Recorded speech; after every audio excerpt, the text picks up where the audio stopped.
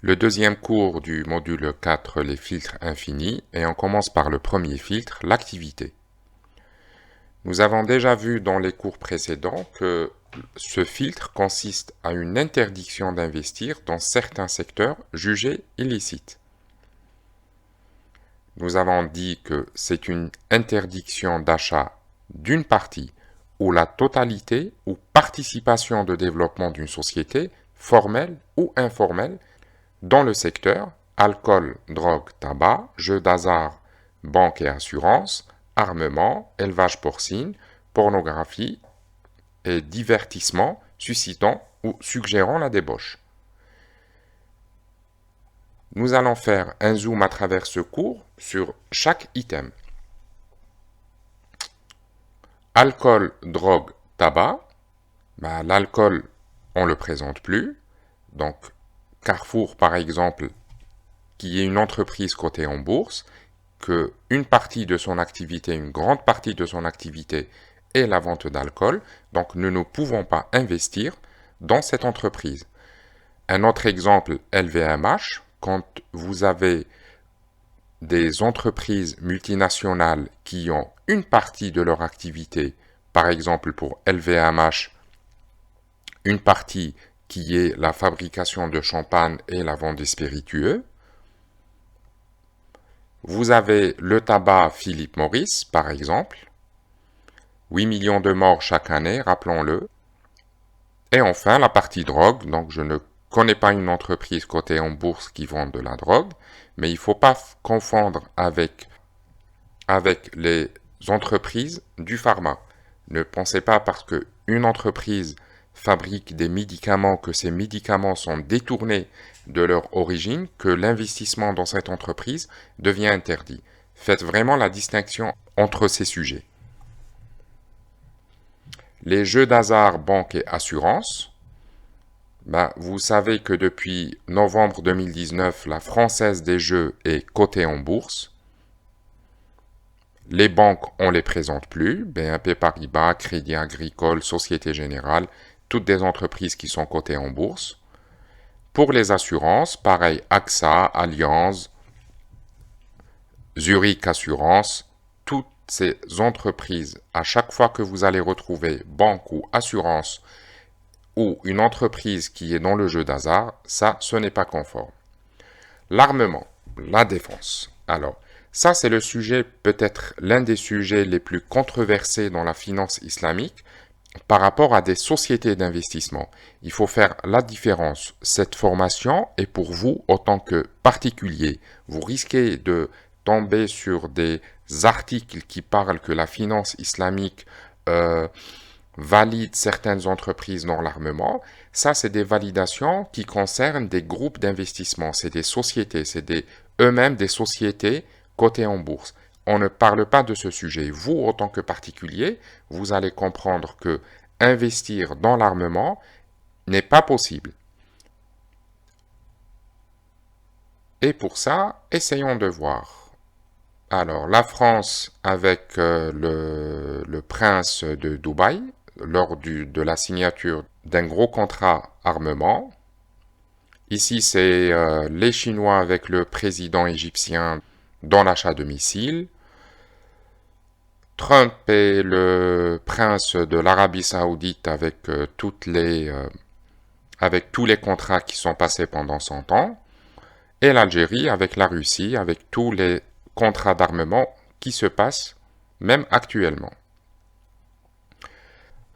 Faisons un zoom sur les 10 pays les plus consommateurs d'armement dans le monde. En 10e position, le Pakistan, 2,7% de la production mondiale d'armement. Et là, on est en train de parler de 2,7% de plus de 300 milliards de dollars par an. Ses exportateurs sont la Chine en premier lieu à 74%, la Russie à 6,6% et l'Italie à presque 6%. À la 9e place, l'Émirat arabe uni, 3% de la consommation mondiale, de la production mondiale. 64% d'exportation vient des États-Unis, 10% de la France et 4,7% de la Russie. Le Qatar, un très petit pays en surface, mais il concentre presque 4% de l'armement mondial, de la production d'armement mondial. Et il importe ça des États-Unis à 47% et de la France 38% et de l'Allemagne à 7,5%. La Corée du Sud à 4,3%, essentiellement des États-Unis. L'Algérie 4,3%, de la Russie à 69%, de l'Allemagne à 12% et de la Chine à presque 10%. La Chine, qui est aussi un producteur mais aussi un importateur, c'est un peu la méthode chinoise, donc ils importent pour 4,7% de la production mondiale, essentiellement de la Russie et de la France et de l'Ukraine avant-guerre. Il faut savoir que ces chiffres datent de 2019. L'Australie, 5,1%, essentiellement des États-Unis. Et pour le top 3, roulement de tambour, l'Égypte, presque 6%, essentiellement de la Russie et de la France et des États-Unis. L'Inde à 9,5%. Et l'Arabie Saoudite à 11%, essentiellement des États-Unis et du Royaume-Uni. Et là, vous remarquez forcément quelque chose, c'est que sur ces 10 pays au top 10, vous avez le Pakistan, l'Émirat arabe uni, le Qatar, l'Algérie, l'Égypte, l'Arabie saoudite. 6 pays parmi les 10, c'est des pays musulmans. Alors, et uniquement ces pays représentent plus de 40% de la production mondiale d'armes. C'est-à-dire c'est un marché supérieur à 300 milliards de dollars. Regardez sur cette étude qui a été réalisée en 2021 sur l'évolution du marché du secteur de l'armement dans le monde par rapport de 2020 à 2021. Mais les chiffres sont là. Les 5 plus grandes entreprises, c'est les États-Unis, suivi de la Chine, de l'Angleterre, de la Chine, et c'est en 12e position qu'on commence à trouver des entreprises européennes, Leonardo en Italie et Thales en France.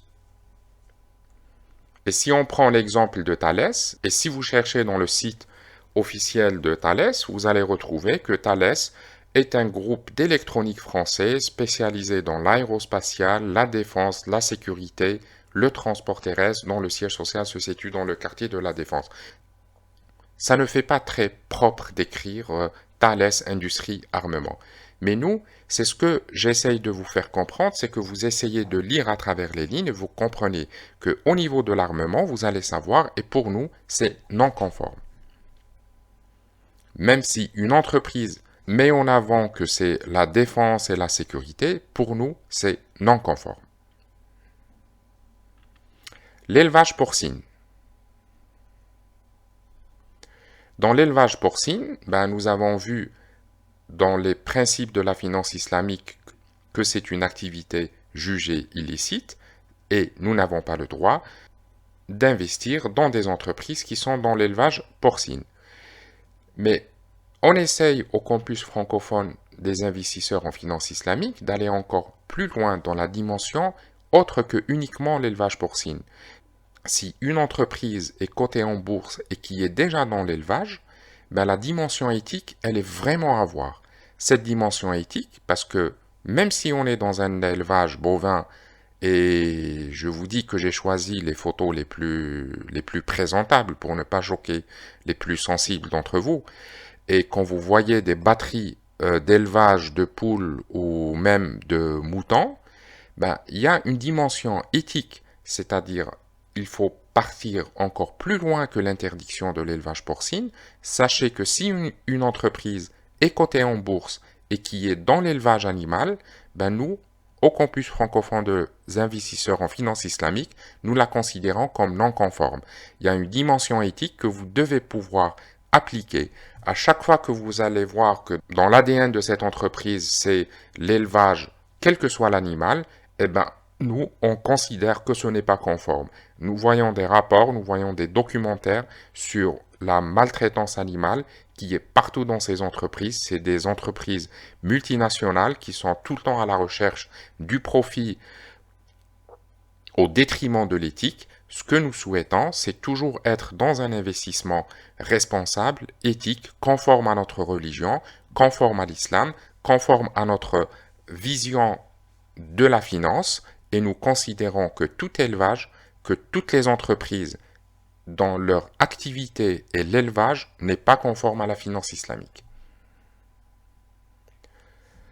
Le divertissement suscitant ou suggérant la débauche, ben là c'est très simple, c'est toutes les chaînes télévision. Vous allez retrouver par exemple que TF1 et M6, le groupe M6 sont cotés en bourse, ben, vous n'avez pas le droit d'acheter ces actions.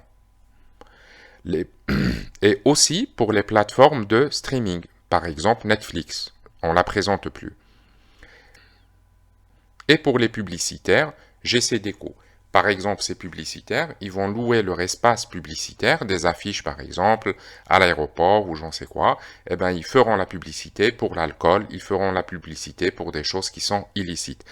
Les rendant donc un investissement dans une entreprise cotée en bourse qui sont les publicitaires restent donc non conformes à la finance islamique. C'est tout pour ce cours et on se retrouve dans le prochain cours.